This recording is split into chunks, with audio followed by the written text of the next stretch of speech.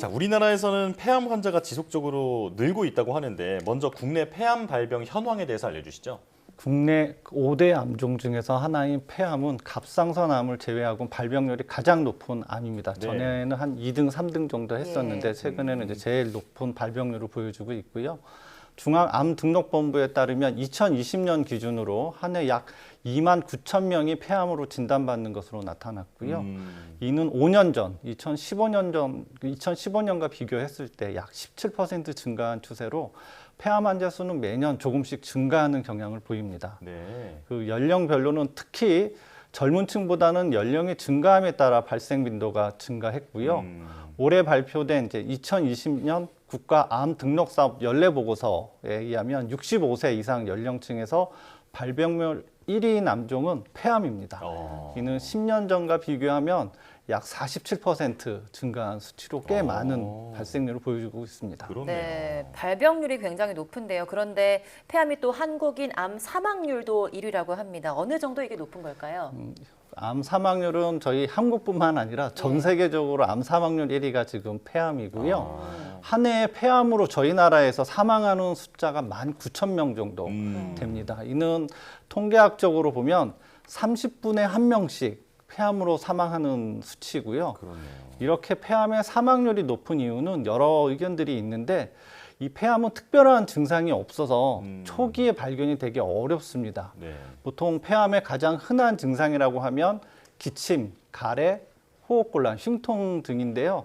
또 뭐 목소리가 쉬거나 음식물을 삼키기 어려운 증상들을 나타나는데 대부분 그런 증상들은 되게 자각 증상이 없기 때문에 이미 어떠한 증상이 있을 때 저희가 진단을 하면 이미 벌써 한 3기, 4기로 진단된 경우가 많습니다. 네. 그리고 제가 좀 전에 말씀드린 대로 이제 고령 환자가 많다는 것도 이게 사망률이 높은 원인 중에 하나인데요. 환자의 연령이 증가함에 따라 당뇨나 고혈압 또 그와 동반된 합병증으로 인해서 항암 치료를 받기가 좀 어려운 경우가 많습니다. 예. 이처럼 이렇게 연령 또는 폐암의 치료법 선택의 생존율에 있어서 이러한 것들이 영향을 미치기 때문에 아마 폐암이 전체 암 사망률의 1위가 아닌가 싶습니다. 그렇군요. 그럼 생존율은 어느 정도일까요? 최근 5년간 발생한 암 환자의 5년 생존율은 그러니까 전체 암, 모든 암을 다 합쳤으면 약 네. 71% 정도 예. 되는데요. 오. 폐암은 다른 암종에 비해서 그 5년 생존율이 36%밖에 되지 네. 않습니다. 네. 특히 암이 이미 진행된 3기나 4기, 특히 4기의 5년 생존율은 11%밖에 안 되는 상황이고요. 하지만 지금 최근에 이제 의학적인 발전과 효과적인 이제 치료제들이 이제 계속 나오고 있어서 그런 폐암의 생존율이 조금씩 개선되고 있는 점은 되게 희망적인 일입니다. 그렇군요. 전체 암 생존율이 5년 생존율이 70%가 넘는데 폐암은 36%, 그러니까 절반 수준에 그치고 있다라고 말씀해 주셨는데요. 자, 그렇다면 이 폐암에 어떤 위험군이 있는지도 궁금합니다. 이게 여성이 더 위험한지 남성이 더 위험한지 설명해 주시죠. 네, 폐암 발생은 남성이 훨씬 많습니다. 그 이유는 폐암의 주된 원인이 흡연이기 때문인데요. 네. 예, 그 성별로 구별했을 때 남성이 많은데 한 해 약 2만 명 가까운 남성 폐암 환자들이 발생하는 것으로 되어 있거든요. 네. 아까 한 해 한 2만 9천 명 정도 발생을 하는데 그중에 2만 명이 남성이니까 거의 3분의 2는 남성에서 발생하는 것으로 되어 있고요. 예. 그리고 하나 또 특이한 점은 여성 폐암인데요. 여성 폐암은 지금 현재 유방암 갑상선에 한 4등 정도, 이제 4위를 기록하고 있는데 최근에 비흡연 여성의 폐암 환자 수가 점차 증가하고 있습니다. 그렇군요. 그러면 흡연을 하면 그 폐암 확률이 어느 정도 높아지게 되는 걸까요? 폐암은 일단은 흡연과 관련된 폐암 발생 빈도는 한 전체 폐암의 한 70% 정도 되고요. 예. 흡연자가 비흡연자에 비해서 폐암 발생률 위험도가 한 10배 정도 됩니다. 저희가 간접 흡연이라고 예. 흡연자 옆에서 있는 경우에도 간접 흡연자는 비흡연자에 비해서 한 1.5배에서 2배 정도 그런 폐암 발생률이 높습니다. 이거 외에도 이제 폐암의 원인으로 이제 최근에 이제 제시되고 있는 게 미세먼지. 예. 특히 음식 조리 과정에서 나오는 미세먼지나 아니면 저희 황사나 미세먼지도 이러한 폐암의 한 발생 원인으로 되어 있고요.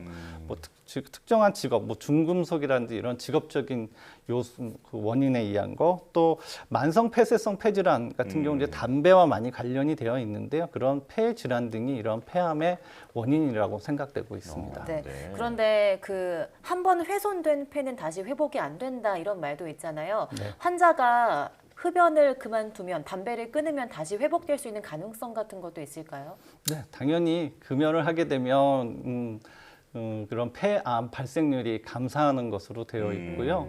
그래서 심지어는 저희 환자들 중에는 암으로 진단받은 다음에도 네. 계속 담배를 피우시는 분들이 있는데 그래요? 그렇게 암이 진단된 후에라도 담배를 끊으면 폐암으로 인한 사망률이 반으로 감소를 합니다. 네. 그래서 이런 폐암으로 진단받은 환자분들에 있어서 흡연은 되게 중요한 원인이고 중간에 임상 경과에도 많은 영향을 미치기 때문에 금연을 하는 것이 되게 중요합니다. 예, 흡연이 폐암의 직접적인 원인이기 때문에 반드시 금연을 해야겠다라는 생각이 듭니다. 자, 폐암이 또 생존율이 말씀해 주신 것처럼 아주 낮은데 초기에 치료한다면 완치는 가능할까요? 네. 모든 암이 아마 그렇겠지만 조기 진단, 조기 치료가 되면 거의 완치를 바랄 수 있고요. 네. 폐암도 거기에 똑같이 적용이 됩니다. 그래서 세계 폐암학회 보고에 의하면 폐암 1기로 진단된 환자들의 완치율은 거의 80% 정도에 가깝습니다. 네.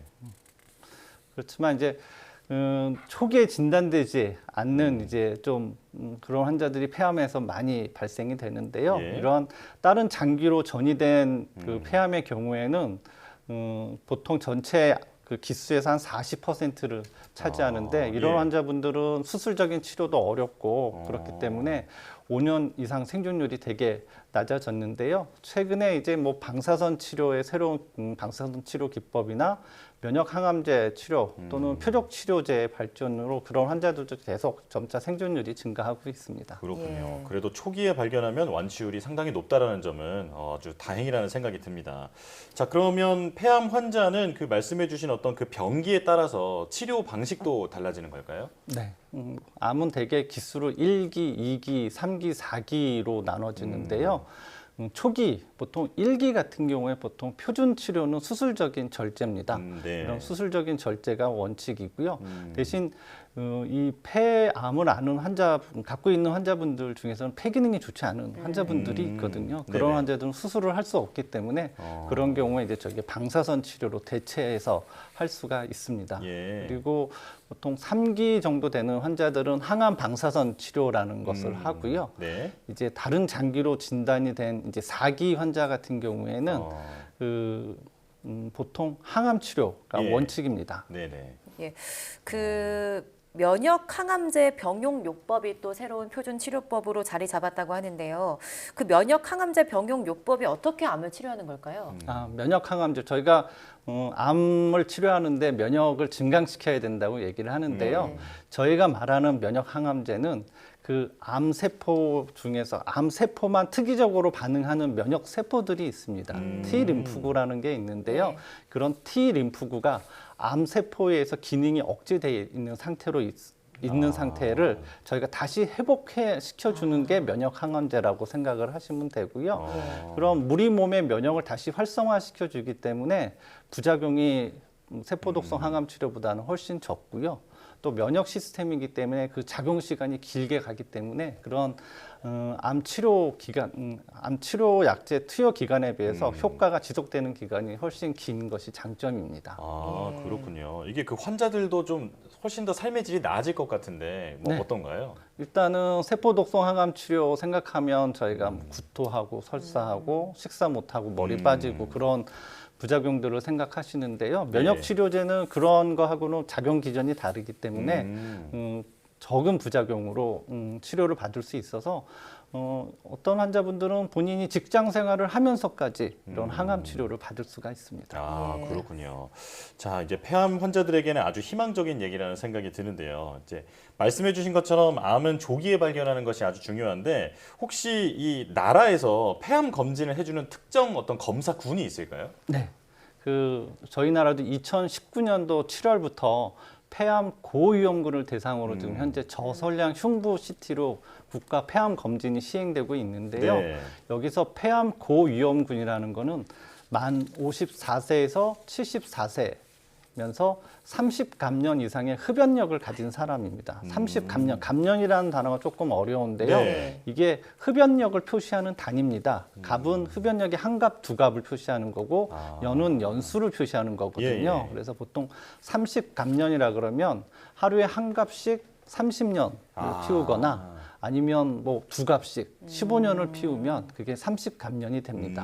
하여튼 흡연 기간이 길고 또는 그 하루에 흡연량이 많을수록 폐암 발생률이 높기 때문에 여기에 해당되시는 사람들은 해당 군은 반드시 정기적으로 국가 폐암 검진을 받아볼 것을 권고해 드립니다. 네. 그 폐암의 가장 큰 원인이 흡연인 만큼 금연도 굉장히 중요할 것 같고요. 고위험군이신 분들은 정기 검진도 꼭 받으셔야겠습니다.